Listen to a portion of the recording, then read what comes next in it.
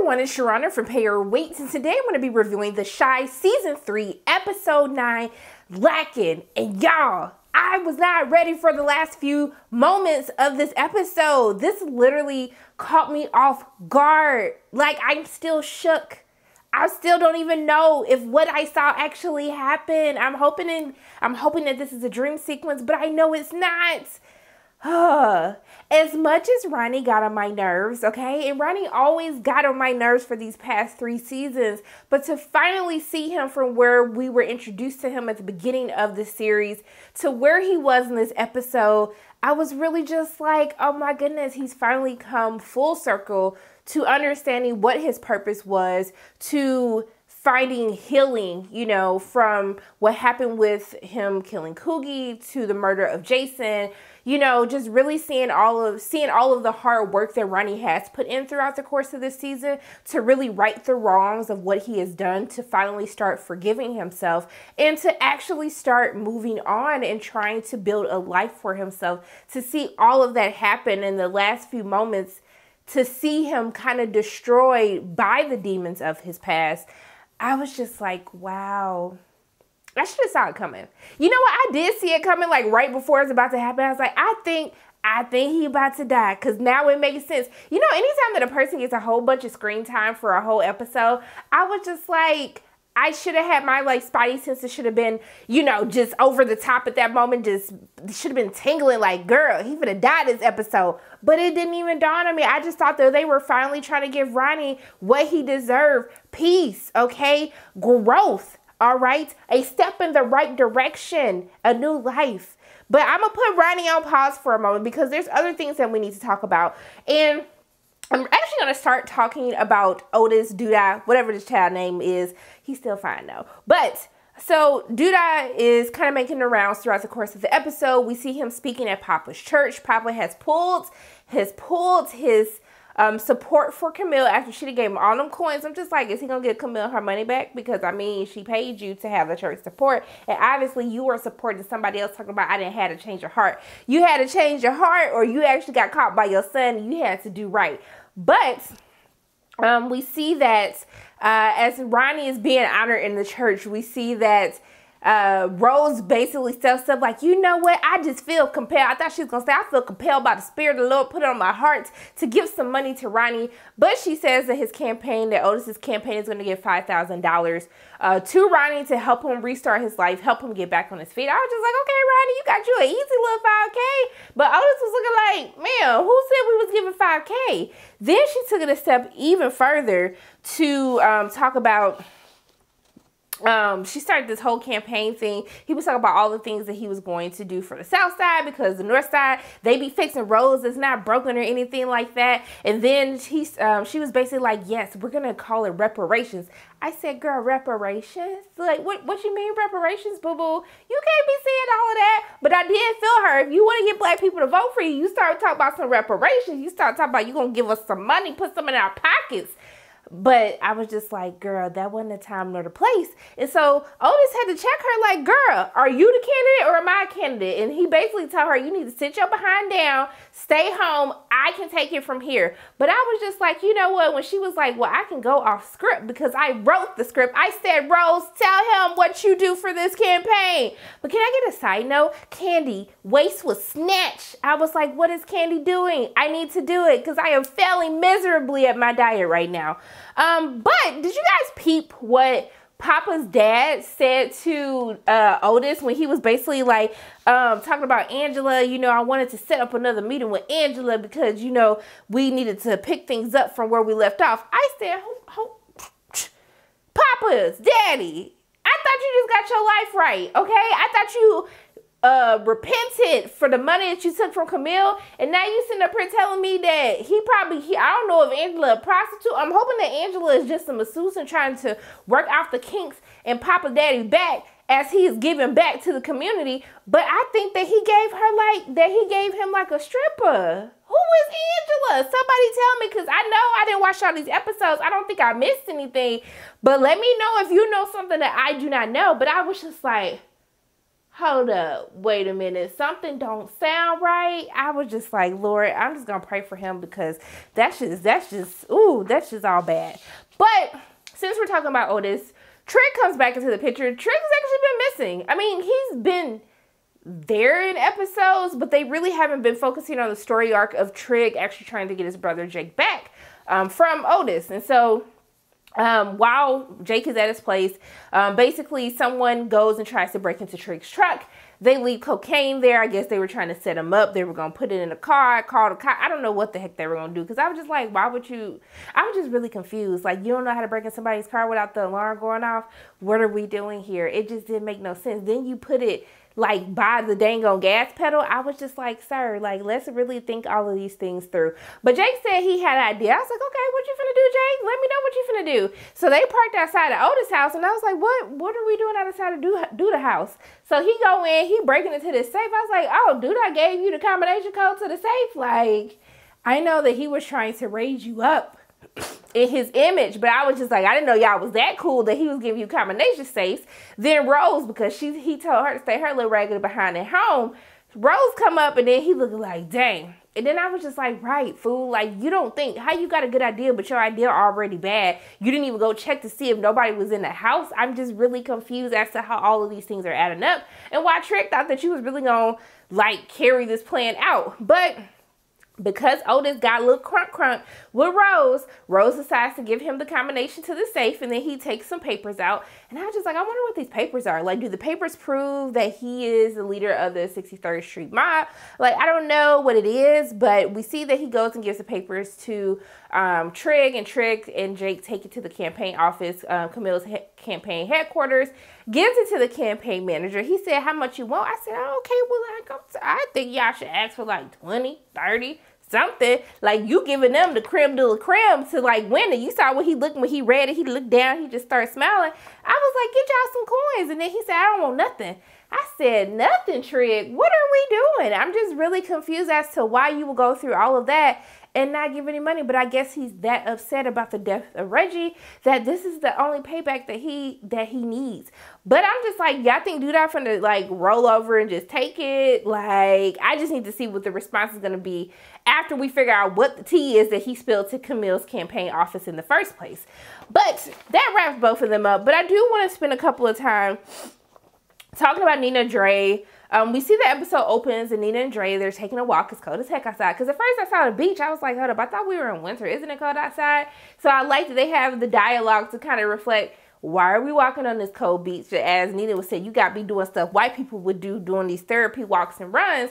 But I'm happy that not only Keisha is going to therapy, but Nina and Dre are trying to seek therapy as well to help mend their relationship. And it seems that they're actually in a better place than where they were left off in last week's episode. And so we see that the therapist or runner, whatever type of group they're basically in, she tells them to think about like what's holding you back in life right now and to kind of just leave everything there. And I like that Nina is very aware that fear is something that she struggles with.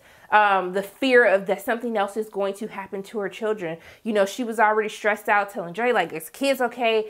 We never really leave them at home by themselves anymore. And so I like that they're giving Keisha her independence to really handle the healing for herself.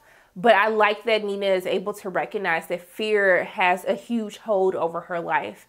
And then she also says that she fears that Dre is going to fall out of love with her, because we do see the tension between Dre, who is Captain Save Somebody, because I'm glad that Dre was able to recognize that she always picks people that she wants to end up saving. And really, she does it almost to a detriment to her and Nina's relationship, because sometimes Dre pushes a little bit too hard too soon. You have to understand that people heal in their own way. It takes time, and Dre just kind of wants to rush everything. She wants to save Nina, and as she said that she fears that she won't be able to actually save her. I do like the conversation that they have with each other, and that they're able to recognize their weaknesses, and they talk with one another to try to figure out how to overcome that to make their relationship better. But we do see that Keisha is having nightmares. She's still dealing with the trauma of what has happened to her from being kidnapped. And even though she's killed her attacker, even though she's free, she is still a prison of her mind, because we see that she still has the dreams about what has happened. She hears things and it kind of triggers things. She sees the bus as she's running with Kevin and she's having these panic attacks. And we see that Kevin, raggedy behind, who was talking all that smack, talking about I wish we would have never found her and all of this, he's trying to mend his relationship with Keisha because she obviously heard everything that he had to say. And so when he walks into her room in the beginning of the episode talking about like, are you okay? You were screaming, like, are you sure? She's like, I'm fine. Like, can you please get out of my room? But I do like that she has the tools that she needs to help her even when she's not at therapy. We see that she plays the recording that really helps her get her breathing under control in order for her to capture her breath, to kind of, you know, go through the panic attack in order to come out on the other side. So I like that she's actually taking techniques, taking things from therapy to really help her. So we see that Kevin's been following her around, walking with her, trying to make sure she's okay. Even though she says, like, you ain't got to follow me. And that was messed up what she said. I'm happy that she acknowledged it to him and didn't kind of just like brush it under the rug. Like, you know, he's a kid, whatever. He's a kid, whatever. Like, he needs to know better. You shouldn't say things like that. And so she goes into the store, talking about she finna buy some tampons.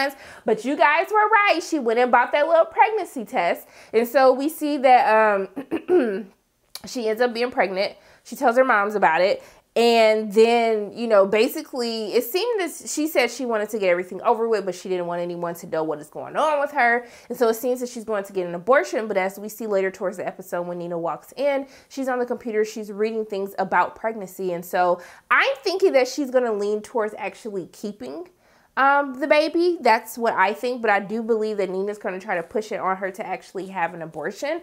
I'm not quite sure. I'm interested to see how that's going to play out, or if that's anything that they're going to be able to wrap up, because I think next week is actually the finale, if I'm not mistaken. I probably need to go back and check that, but I think it's only 10 episodes this season. Maybe I'm tripping, but you guys were right. You're talking about, you said you think that she was going to end up pregnant, and I hope that they kind of explore more with it. I hope it's not a quick one and done thing, because that's really hard. Like, women who have suffered rape and trauma and they're pregnant, and having that decision, you know, do you want to constantly be reminded of this trauma, you know, but also too, this is a life, right? And I think that it would be a very interesting topic for, you know, them to explore with Burgundy's character, Keisha, which she's been doing absolutely fantastic this entire season. I'm really happy that they've given her this storyline that really showcases the talent that Burgundy does have. And I hope that they continue to do this. So I really do hope that we have a little bit more discussion and debate back and forth on both sides as to what Keisha is going to do. Is she going to keep the baby? Is she not going to keep the baby? And I hope that she actually does end up seeking counsel from maybe other women who have been through the same thing as her. I'm not sure, but I really hope that they delve deeper into that storyline as well. Nothing's really happening with Kevin. Jim is not answering his phone calls. She told him to stop texting her. Obviously, her dad is still upset that, you know, Kevin tried to stick, you know, he's trying to stick a little pink thing up into Gemma's flower. And so she told him, like, hey, stop texting me. My dad is watching my text messages. Papa gets him to do this whole thing with the I miss you on social media, which I did think was cute. And he got a like from her. But I was just like, just chill out. Her daddy reading her text messages. Just chill. You can't wait till you see her at school. I don't understand what the rush is at this point. But that's all that is really happening with Kevin. But we're going to have to talk about Emma Raggedy Behind for a moment. So we see that he's preparing to open up his restaurant, right? I'm still not over this. I still think that it's very disrespectful that he's opening this restaurant. And they kind of rushed through how Sunny lost the restaurant. I know that Sunny, they said that the rent was going up, but it was kind of just like Emma had the party, Sunny kicked him out. But like, there was no real conversations about Sunny actually losing, you know, his restaurant. So I was just really confused by that. I don't know if it's just me. Maybe I missed something, but I don't know. I still don't feel right about this entire situation, but they're getting everything together. And then Emma is staring at Dominique behind, and then Tiffany comes from behind the counter like, hey, what are you thinking about? And I'm just like, sir, wow, you really doing that while Tiffany is in the restaurant as well? And your mama in the restaurant? You just have no shame. But we see that they're trying to figure out names to it, and then they're basically telling him all your names are terrible, which they absolutely were terrible. And so then Dom's sitting up there talking about, if you need some inspiration, let me know. And then Tiffany was looking at her like, and then I was looking at her like, you just gonna be that disrespectful? Like, that's what we doing now? Because even Tiffany peeped like some might be up. So then we see that he has this conversation with Tiffany, like, I couldn't have did this without you, girl. I appreciate you, which he should be saying, talking about you've been so loyal even when I wasn't loyal to you. I was just like, I'm really happy that Emmett is getting his life together. But how he treats his entire Tiffany situation and the fact that Tiffany still deals with this mess is just alarming to me, to say the least. But I was happy that he acknowledged, you know, Emmett is trying to right his wrongs. I think that he definitely needs to have a conversation with Tiffany about what happened. But of course, we see that he ends up going to talk to Dom in the kitchen and basically about what happened. He's been thinking about it a lot, obviously. And then Dom is like, well, I'm not tripping off of anything. I told you, like, I'm not about to be sweating you or anything like that. It happened. I understand you have a girl. It is what it is. We got a restaurant. Let's keep it moving. And he seemed to be a little bit bothered by that. So we see that Jada ends up kind of seeing what's going on between them. And so she asked him to help her hang some lights. And then she basically asked him like, hey, did you smash Dom? He was like, nah. Of course, she knew her son was lying because that's all he do is stay lying. And then basically, you know, he apologizes to her talking about, you know what? That helped me realize that I love Tiffany even more. I'm cured now. Sir, what are you cured from, your peen? Like, what is happening right now? And so even Jada is kind of like, you don't need to apologize to me. You need to apologize to the person that you actually cheated on. And you need to have a conversation with her. We know this probably not going to happen. And as we can see, he watching Tiffany and the baby sleep, and he go to the pawn shop to get an engagement ring, and then he has the grand opening, which I do think that his baby mothers are very supportive. I do like that they actually bring their kids to support their dad, whatever he's doing. So all three baby mamas was there with all three babies to support him and his store opening. And you saw in the back where like Tiffany and them are having a conversation. But I thought that like Tiffany was about to make like a statement to her, kind of like, I know what's going on, but it didn't happen. Instead, Emma came up with a name for the restaurant called Smokey's Barbecue. But when they said that Smokey Robinson was the first DeBarge, I said, y'all got a point. But really, the first DeBarge, like, wouldn't DeBarge be the second? That got a good laugh out of me. I just had to take a moment, like, they did not say Smokey Robinson was the first DeBarge. I'm really over and done about this entire thing. But before they do the restaurant, let everyone into the restaurant, he proposes to Tiffany. Jada looking like, this is definitely not what I told you to do. And I'm looking like, yeah, this is definitely not what your mother told you to do. But I don't know how this is going to work out. I'm happy for them in the time being, but I do think that it's going to come out what happened between him and Dom, because Dom did not look happy about that engagement, honey. She looked like she was over it, all the way over it. So she wasn't happy about it. And then even when he came back and tried to talk to her, she seemed like she had a little attitude and stuff like that. I was just like, wow, like, Dom, you said you weren't sweating him like that. So what's the problem? Then it's Raggedy Daddy coming back. Looking out. I mean, his daddy's still fine too. Then he's sitting up there trying to get all cute with Dominique.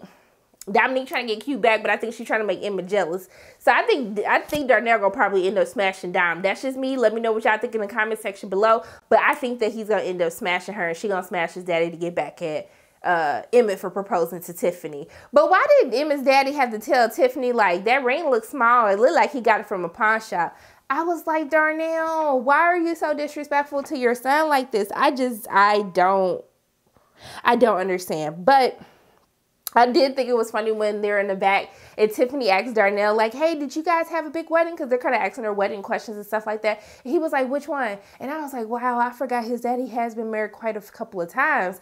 But I was just like, Emmett is like literally his father. literally his father, his whole father, okay? But his father fine. Hey, Darnell, how you doing? Okay, we got to talk about my little homie, okay? We got to talk about Ronnie. So at the beginning of the episode, we see that Ronnie is at church, and, you know, Ronnie is the one who saved Keisha, and so they were honoring him. Even Tracy had her group come up with some reward money to give him, and that's when the whole thing with Otis and Rose happened as well. But in the middle of that, we see that the guy stands up and says, you a murderer, he ain't no hero. And I was like, wow, so we sitting up here cursing up in the house of the Lord? That's what we doing? We cursing in the house of the Lord today? I was just really confused by that. But we see that Papa's kind of asking him afterwards. They're having a little reception for him about what he's going to do next. And then basically he says that he's going to go to Springfield and start a new life. And I was like, thank you. Like, he's taking the offer that his friends gave him. They said they had a job. They wanted him to come with them, but he said that he needed to find Keisha. So he's starting this new life. I'm so excited. And Papa's daddy going to come out talking about, make sure you got that tithe money. I said, Sarah, did you put the tithe money for the money that Camille gave you? Did you put that back into the church? Because I'm just confused right now. You know what? He did give it to Maisha, but still, he wasn't going to do that until Papa had to level with him for a minute. So I'm still not going to give him credit for that either. But we see that Tracy pops up, and this should have been the first indicator when Tracy popped up afterwards talking about, oh, well, maybe we can go see your granddaughter afterwards. And I was like, I thought y'all just cursed this man out a couple of episodes in the beginning of the season that, you know, that ain't that's not his grandchild or something. But now you want him to go see the grandbaby. Then they talking and reminiscing and walking and everything. He talked about, well, you want to come with me to spread out Miss Ethel ashes, and then she's like, okay, you know, Miss Ethel didn't like me. I'm like, Tracy, why you fired? You weren't paying him no mind until he said he was leaving, girl. Then he ends up walking her back home, and then actually before that, she took him to get barbecue. No, I lied. I totally lied about that, y'all. My bad. They went the next day to go meet up with Jason's baby mama. And, you know, say goodbye to his granddaughter and stuff like that. And this rubbed me the wrong way when she was like, yeah, I'm trying to put her in private school, but I ain't got no money. And then, of course, Ronnie gives her the reward money that he got. And so she was just like, dang. And I was just like, girl, didn't you just curse him out? And then you sitting up here talking about, oh, I ain't got no money. So y'all let them come over so you could ask them for money. But when you literally told him that you want nothing to do with him and you don't want him in his granddaughter's life, I was just really confused. It really rubbed me the wrong way. I know the whole purpose of this is to really, like, you know, because Ronnie was giving them, he was getting his life back right together. But it just really bothered me. But we see that he ends up giving her the money. And then Tracy, you know, they go eat barbecue at Sonny's. And then as they're walking out, we see that, we see the guy, and I think it was the guy who actually ended up yelling at him in the middle of church. Him and Tracy are walking away, and then literally this guy comes up and says, this is for Coogie, and then he like shoots him 15 million times. He shot him in the head. Tracy like, Ronnie! Ronnie! I'm sorry. She was like, no, actually, she was being that dramatic, and I was just so shook. I was really shocked. I think that Natari, who plays Ronnie, has done an absolutely fantastic job. He's such a phenomenal actor. It's been great to see the journey that Ronnie has been through. It did happen suddenly out of nowhere, but I do think that it was time for Ronnie to move on.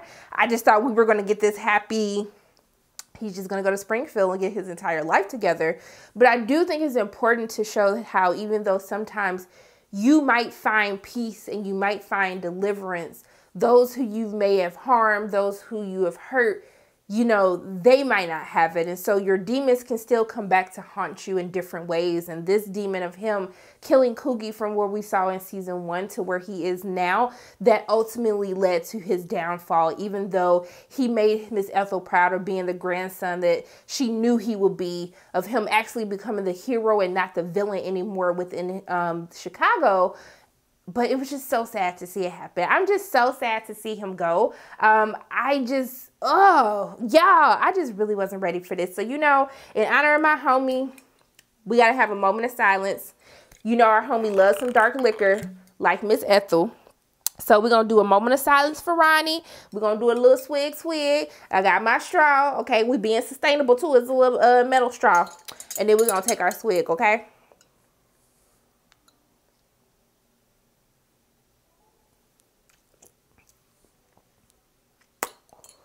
Woo! Ooh, that was for you, Ronnie, okay? I didn't pour it out because over here, up in my house, we don't waste no liquor, okay? We don't waste no liquor. We just drink it, okay? I feel all the hair forming on my chest from that. I ain't had a drink in 3 weeks, y'all. That was a lot. Ooh, that burned my spirit on the inside. But I would say for this episode, I really like the send-off that they did have for Ronnie. I'm interested to see the fallout that happens after Ronnie is killed. I want to see what that impact has to do with Emmett's restaurant, because this did happen outside of his restaurant. I don't know if that's going to have a negative impact, you know, or whatsoever with Smokey's Barbecue, y'all. I forgot Smokey's Barbecue. That's the name of his restaurant. But I'm interested to see how everyone's reactions is going to be. What is Keisha's reaction going to be? Because she finally felt like she had this person that she can confide in, that she can talk to, who knew exactly what she had went through. And now that this person has been taken away from her, I'm interested to see how she kind of handles the news of what has actually happened to Ronnie. But I do think that it was a good episode.